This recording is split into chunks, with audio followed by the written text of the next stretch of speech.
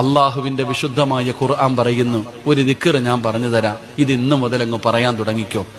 ഈ പറയുന്ന ദിക്ർ നിങ്ങൾ പറഞ്ഞ അള്ളാഹു നിങ്ങൾക്ക് നൽകിയ നിഅമത്ത് മരിക്കുന്ന കാലം വരെ നിലനിർത്തി തരും. അള്ളാഹു ഭാഗ്യം തരുമാറാകട്ടെ.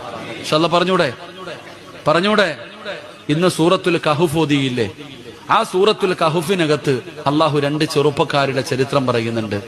അതിനകത്ത് ഒരു ചെറുപ്പക്കാരൻ തന്റെ കൃഷിയിടം മുഴുവനും തന്റെ വിളവുകളൊക്കെ നഷ്ടപ്പെട്ടു പോയപ്പോ ഒരാളോട് പറയുന്നുണ്ട്, ഒറ്റ ദിക്ർ പറഞ്ഞിരുന്നെങ്കിൽ നിനക്കിത് നഷ്ടപ്പെടില്ലായിരുന്നു.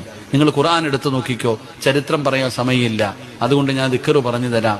മാഷാ അല്ലാ പറഞ്ഞോ, മാഷാ അല്ലാ ലാ ഖുവത ഇല്ലാ ബില്ലാ.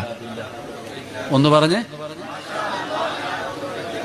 അത് ഓട്ടോയുടെ പുറകിൽ എഴുതി വെക്കാനുള്ളതല്ല, വണ്ടിയുടെ പുറകിൽ എഴുതി വെക്കാനുള്ളതല്ല.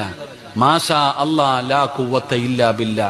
വീട്ടിൽ കയറുമ്പോ പറയുന്നുണ്ടോ വീട് നിലനിൽക്കും, കാറിൽ കയറുമ്പോ പറയുന്നുണ്ടോ കാറ് നിലനിൽക്കും, കടയിൽ കയറുമ്പോ പറയുന്നുണ്ടോ കട നിലനിൽക്കും, ജോലിക്ക് പോകുമ്പോ പറയുന്നുണ്ടോ ജോലി നിലനിൽക്കും.